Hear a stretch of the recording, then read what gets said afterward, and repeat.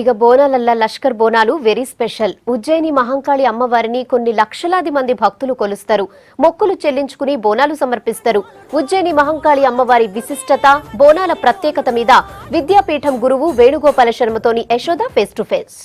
ఉజ్జయిని మహంకాళి అమ్మవారికి బోనాల పండుగ అత్యంత వైభవంగా జరుగుతుంది. మనం చూస్తూ ఉన్నాము. ఉదయం నుంచే కూడా భక్తులందరూ కుక్కిర్సిపోయి ఉన్నారు. ఇక్కడ ముఖ్యంగా ఎండాకాలం నుంచి వర్షాకాలం చేంజ్ అవ్వంగానే ఈ వాతావరణంలో జరిగే మార్పుల వల్ల సర్వ రోగాలు వస్తూ ఉంటాయి మనుషులకి. వాటి నుంచి రక్షించే దేవతలనే మనం గ్రామ దేవతలుగా చెప్పుకుంటున్నాము. అందులో ఒకళ్ళుగా మనము ఉజ్జయిని మహంకాళి అమ్మవారిని చూస్తున్నాం. అసలు అమ్మవారికి ఇంత ఘనంగా బోనాలు ఎందుకు సమర్పిస్తారు, బోనం అంటే ఏంది, శాఖ అంటే ఏంది, ఇలాంటి తదితర విషయాలన్నింటినీ కూడా మనం తెలుసుకుందాము. ఇక్కడ ఈ ఆలయానికి సంబంధించిన విద్యాపీఠం మన శాస్త్రి గారు ఉన్నారు, వేణుగోపాల శర్మ గారు.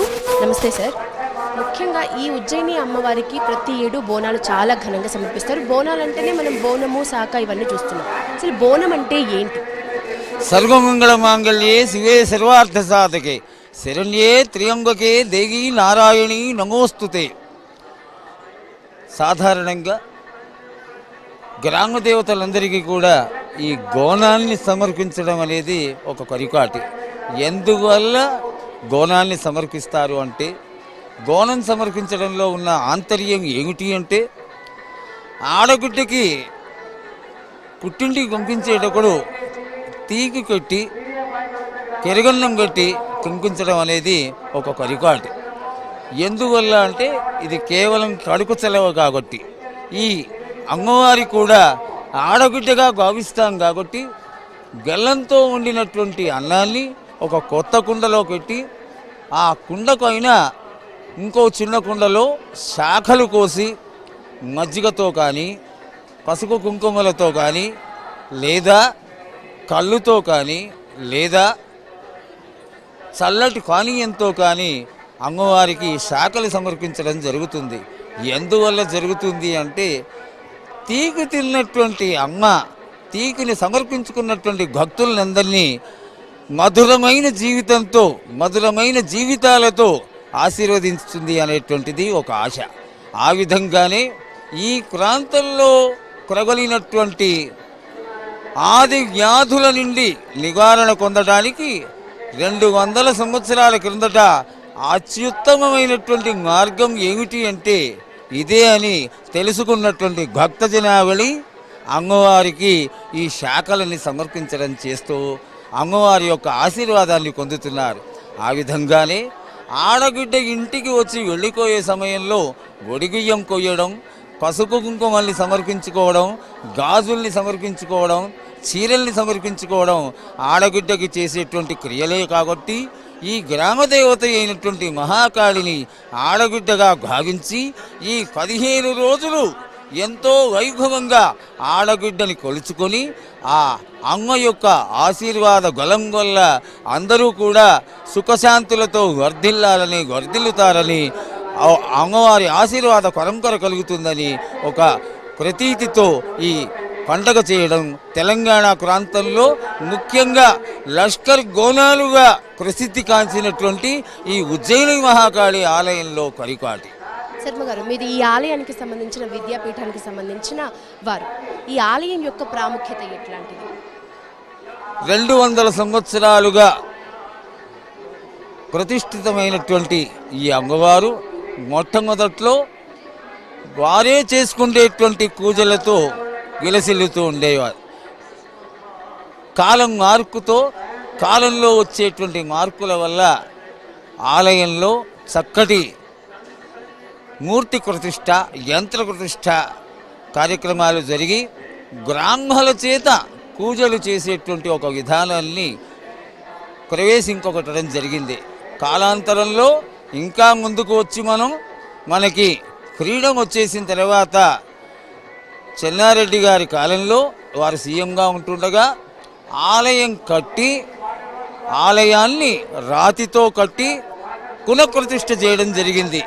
అప్పుడు జగద్గురువులు పుష్పగిరి పీఠాధిపతులు వచ్చి అమ్మవారి పునఃప్రతిష్ఠ చేసి కుంభాభిషేకాన్ని నిర్వర్తించడం, తర్వాత ఆలయ ప్రభ అత్యంత వైభవంగా పెరిగిపోయి దినదిన ప్రవర్ధమానమై గ్రామదేవత యొక్క గొప్పతనం నలుదిశలా విస్తరించి అమ్మవారి యొక్క ఈ గోనాల పండగ ఆనాడు వేలల్లో వచ్చేటువంటి భక్త జనావళి ఈనాడు లక్షల్లో పెరిగి 30 లక్షలకు పైగా దాటి అమ్మవారి దర్శనం చేసుకుంటూ అమ్మవారి ఆశీర్వాదాన్ని పొందుతున్నారు. చూస్తున్నాం శర్మ గారు. ఇకపోతే మామూలుగా ప్రతి ఏడు బోనాలు సమర్పించిన తర్వాత నెక్స్ట్ డే రంగం చేస్తారు. రంగానికి సంబంధించి ఈ రంగం అనేటువంటి కార్యక్రమం నిజంగా కూడా ఎంతో శక్తివంతమైనది.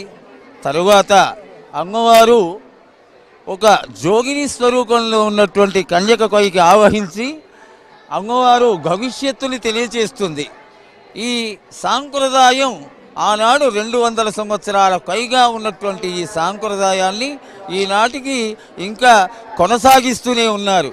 ఈ కొనసాగిస్తున్నటువంటి ఈ కార్యక్రమంలో విశిష్టత ఏమిటి అంటే, కన్యకగా ఉన్నటువంటి జోగిని స్త్రీ ఆమెని తీసుకొచ్చి అమ్మవారి రూపంగా పసుపు కుంకుమలతో అలంకారం చేసి 8 జాతుల వాళ్ళందరూ కూడా ఆమె చుట్టూ నిలబడి శాఖర మంత్రాలతోటి అమ్మవారిని ఆవాహన చేయడం జరుగుతుంది.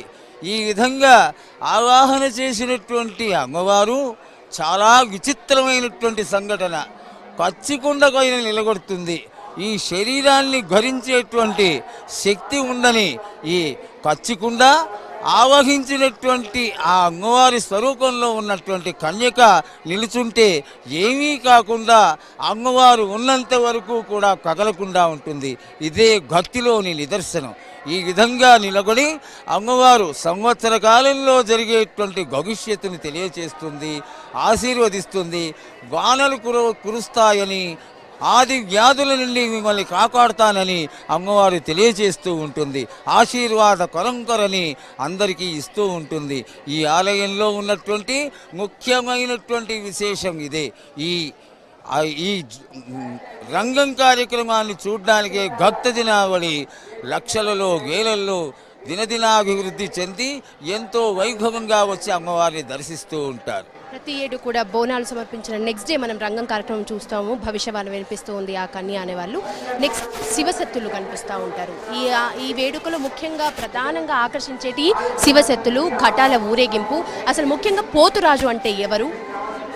కోతరాజు అనేటువంటి ఈ ముఖ్యమైన ఘట్టం ఏమిటి అంటే, ఈ అమ్మవార్లు 7 అనేటువంటిది ఒక సాంప్రదాయం. శాస్త్రంలో కూడా సప్తమాతృకలకి ఒక విశిష్టత కలిగింది. ఆ విధంగానే ఈ 7 అక్క చెల్లెళ్ళకి ఒక తమ్ముడు ఉన్నాడు అని, సప్తమాతృకలతో పాటు భైరవుడు ఉండడం ఒక సాంప్రదాయం శాస్త్రరీత్యా. అయితే ఇది ప్రాంతంలో కాంగరులు తెలియకుండా చేసుకునేటువంటి ఒక అత్యద్భుతమైనటువంటి విద్య కాబట్టి వీళ్లకు తోచిన విధంగా ఒక ప్రతిమా స్వరూపమైనటువంటి కోతరాజుని వీళ్ళు తయారు చేసుకోవడం జరిగింది. ఈ 7 అక్క చెల్లెళ్ళని ఈ కోతరాజు అనేటువంటి ఒక దేవతగా ఉన్నటువంటి వీరభద్రుడు కాపాడుతాడు అనేది ఒక సాంప్రదాయం. ఈ 7 అక్క చెల్లెళ్లతో పాటు ఈ కోతరాజు ఉంటాడు కాబట్టి ఈ అక్క చెల్లెళ్ళని ఆడబిడ్డగా భావన చేసి వీళ్ళకి సమర్పించుకునేటువంటి పలహారాలన్నీ పలహారం గండిలో పెట్టి తీసుకొచ్చి అక్క చెల్లెళ్ళకి కోతరాజు సమర్పించుకుంటాడు. ఎట్లా? నృత్య గీత వాద్యాలతో ఈ అమ్మవారి ముందరికి ఆటపాటలతో వచ్చి అమ్మవారికి సమర్పించుకొని ఆనందంగా ఆడుతూ పాడుతూ వెళ్ళిపోవడమే ఈ పలహారం గండ్ల యొక్క విశిష్టత. ఇది ఆనాటి నుంచి చిన్నగా మొదలై ఈనాడు ఎంతో అందంగా అమర్చబడినటువంటి విగ్రహాలతోటి, చక్కటి విద్యుద్దీపాలంకారాలతోటి, రథాలతోటి అమ్మవారి ముందరికి రావడం జరుగుతూ ఉంటుంది. అయితే ఇంకా విశేషమైనటువంటి విశేషం ఏమిటంటే, కొందరి పైకి జీవితాన్ని అమ్మవారికి సమర్పణ చేసుకున్నటువంటి స్త్రీలకి అమ్మవారు ఆవహించడం జరుగుతుంది. దీన్ని మేళతాళాలతోటి ఒక ఉత్తేజపరిచేటువంటి ఒక చక్కటి క్రియ. అమ్మవారు ఆవహించిన తర్వాత చేతులు వదిలేసి వారు శిరస్సు పైన పెట్టుకున్నటువంటి ఆ గోనాన్ని కింద పడకుండా తీసుకొచ్చి అమ్మవారికి సమర్పించి శాఖ కోసి గండదీకాలని అమ్మవారి ముందర పెట్టి అమ్మవారి ఆశీర్వాదాన్ని తీసుకుంటూ ఉంటారు. ఇతర దేవతలకి ఈ దేవతకి ఉన్నటువంటి వ్యత్యాసమే ఇది. ఈ క్రియలో శివశక్తులను కీలిగాంచినటువంటి ఆడవాళ్ళందరూ రావడం, ఆవహించినటువంటి వారి యొక్క తేజస్సుని, ఆ తేజస్వరూపంతో ఉన్నటువంటి శిరస్సు పైన పెట్టుకుని గోనాలని అమ్మవారికి సమర్పించడమే ఈ గోనాలలో ఉన్నటువంటి ముఖ్య ఉద్దేశం. చివరిగా శర్మ గారు, అమ్మవారి ఉత్సవాలు ఎప్పుడు మొదలయ్యాయి, ఏ ఘట్టంతో ముగుస్తాయి?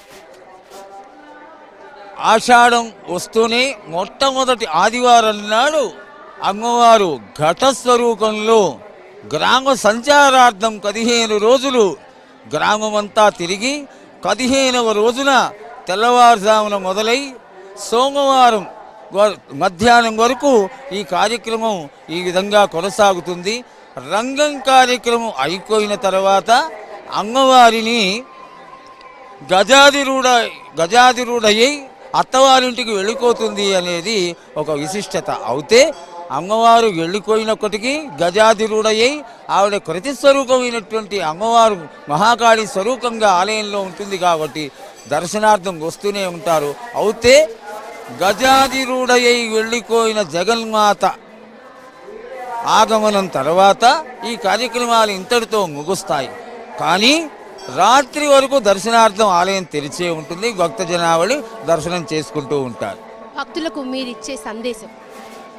కొంగు గంగారమై ఇంటింటా వెలిసినటువంటి ఈ జగన్మాత ఆశీర్వాద పరంపర అందరికైనా ప్రసరిస్తూనే ఉంటుంది. కాబట్టి ఈ తెలంగాణ రాష్ట్రానికి ఎంతో ముఖ్యమైనటువంటి ఆడబిడ్డగా, ముఖ్య దేవతగా కొలువబడేటువంటి ఈ జగజ్జనని మహాకాళి మాత అందరి యొక్క పరిస్థితులని తెలుసుకొని ఆశీర్వదించేటువంటి ఈ జగన్మాత మనకి ఆడబిడ్డగా, ప్రధాన దేవతగా, ముఖ్య దేవతగా ఈ లష్కర్లో వెలసింది. కాబట్టి ఈ లష్కర్ గోనాల కొండగా ప్రతి ఒక్కరు జరుపుకొని వ్యాధుల నుండి బయటపడి అమ్మవారి ఆశీర్వాద పరంపర పొందాలని, అందరూ సుఖశాంతులతో వర్ధిల్లాలని ఆశీర్వదిస్తూ హర నమో పార్వతీపతి హర హర మహా. ధన్యవాదాలు శర్మ గారు. ప్రతి ఘట్టాన్ని కూడా ఎంతో చక్కగా వేణుగోపాల శర్మ గారు మనకి